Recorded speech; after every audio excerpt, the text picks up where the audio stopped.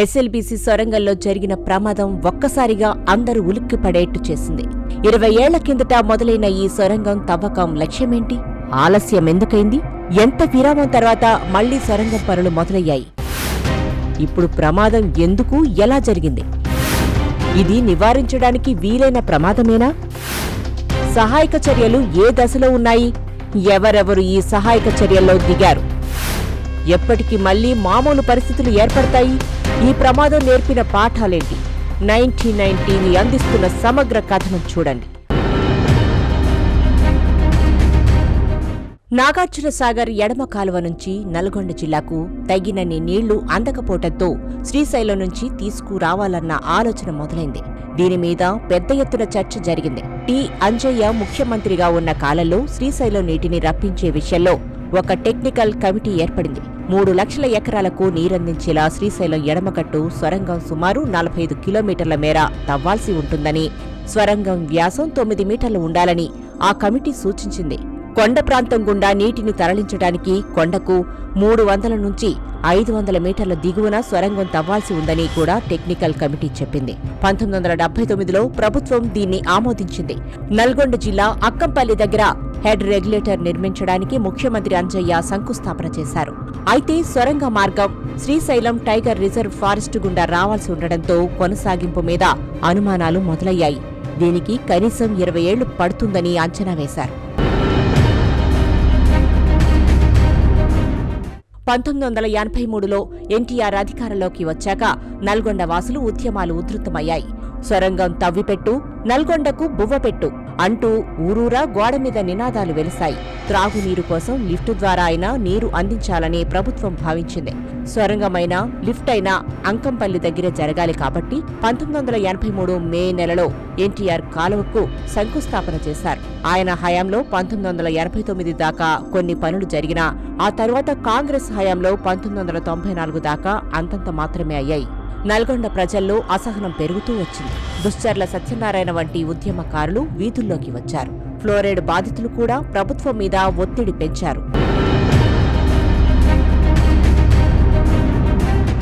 ఇలా ఉండగా అదే అంకంపల్లి రిజర్వాయర్ నుంచి హైదరాబాదు జంట నగరాలకు కూడా తాగునీటి కోసం ప్రత్యేకంగా పైప్ లైన్లు వేసి నీళ్లందించడం మొదలైంది. ఖర్చు ఎక్కువైనా తాత్కాలికంగా ఈ ఎత్తుపోతల పథకం కొనసాగించాల్సి వచ్చింది. శాశ్వత పరిష్కారంగా శ్రీశైల ఎడమగట్టు కాలువ సొరంగం డిమాండ్ ఉండనే ఉంది. ఉమ్మడి నల్గొండ జిల్లాకు శాశ్వతంగా సాగు, తాగునీటి సమస్య పరిష్కారానికి సొరంగ మార్గమే కీలకం కావడంతో 2004లో అధికారంలోకి వచ్చిన వైఎస్ఆర్ సర్కార్ ఈ సొరంగ మార్గానికి శ్రీకారం చుట్టింది.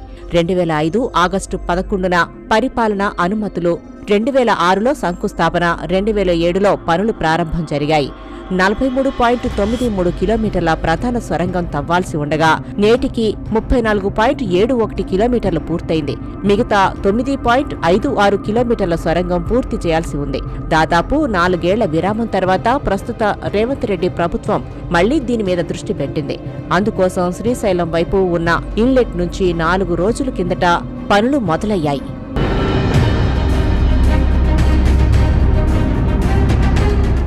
సుమారు 9.5 కిలోమీటర్ల సొరంగం తవ్వకం పనులు మిగిలి ఉండగా ఒక స్వదేశీ, ఒక విదేశీ కంపెనీ ఫిబ్రవరి 18న పనులు మొదలుపెట్టాయి. త్రవ్వకం జరగటానికి ఒక బోరింగ్ మిషన్, మట్టిని బయటికి పంపడానికి ఒక కన్వేయర్ బెల్ట్, సీపేజ్ నీళ్లను పంపడానికి ఒక పైప్తో పాటు లోపలున్న వాళ్లకు ఆక్సిజన్ అందించే ఏర్పాటు కూడా ఉంటుంది.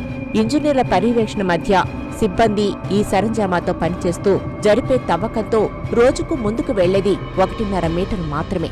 9 మీటర్ల వ్యాసం ఉండే ఈ స్వరంగం లోపలి అంచుకు 3 మీటర్లుండే చాపాకారపు కాంక్రీట్ సెగ్మెంట్ అమర్చి అంచు కూలకుండా సొరంగాన్ని సిద్ధం చేస్తూ ముందుకు సాగుతారు.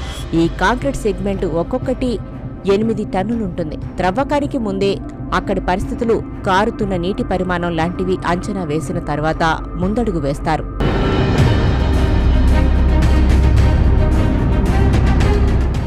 దాదాపు 4 ఏళ్ల విరామం తర్వాత ఫిబ్రవరి 18న సొరంగం తవ్వకం పనులు మొదలయ్యాయి.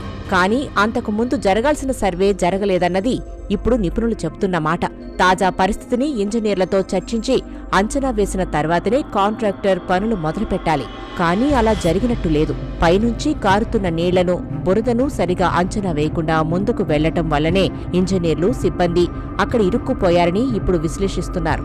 ఈ బృందం ముందుకు వెళ్తున్న క్రమంలో తీరా అక్కడికెళ్లాక చాపాకారపు సెగ్మెంట్ ఒకటి ముక్కలైందని ప్రత్యక్ష సాక్షులు చెప్తున్నారు. అది చూసి వెనక్కు పరిగెత్తిన వాళ్లు చెబుతున్న దాన్ని బట్టి 8 టన్నుల బరువున్న ఆ కాంక్రీట్ సెగ్మెంట్ విరిగే ముక్కలయ్యేంత ఒత్తిడి దాని మీద ఉన్నట్టు అర్థమవుతోంది. దీన్ని అంచనా వేయలేకపోవడం కాంట్రాక్టర్ల తప్పిదమేనన్నది ప్రాథమికంగా వస్తున్న విమర్శ.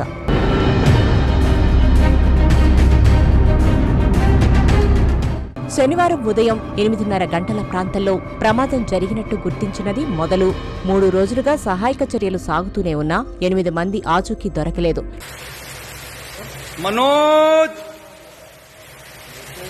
మనోజ్ ద్వివేది, శ్రీనివాస్.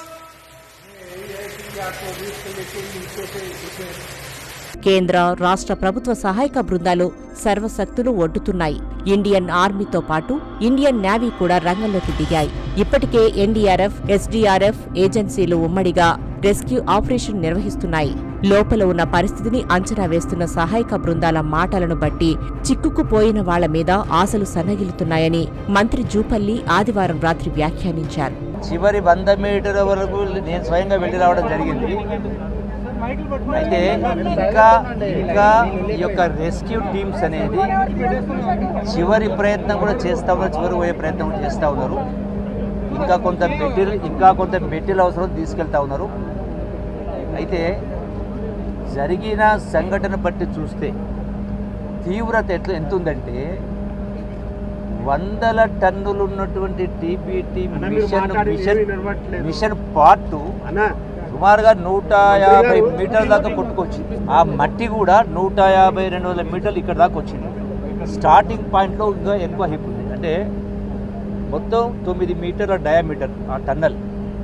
ఇక్కడ చివరి ప్రాంతంలో ఆల్మోస్ట్ 20-22 మీటర్ల వరకు మొత్తం మట్టి దిబ్బ ఉంది. సో చివరి ప్రయత్నంగా జరుగుతూ ఉంది. You have to wait and see for some more time, but chances are not that చెప్పలేము. టెన్నెల్లో కూలిన మట్టి దిమ్మలను తొలగించి ప్రమాదం జరిగిన చోటికి చేరుకునే ప్రత్యామ్నాయ మార్గాలు పరిశీలించడానికి చెన్నై నుంచి సోమవారం ఐఐటి నిపుణులు కూడా వచ్చారు. మరోవైపు నీళ్లను, బురదని తోడివేసి యథాపూర్వస్థితి తీసుకురావడానికి కనీసం 1 నెల రోజులు పట్టవచ్చునన్న ఎన్డీఆర్ఎఫ్ అంచనాలు ఆవేదన కలిగిస్తున్నాయి.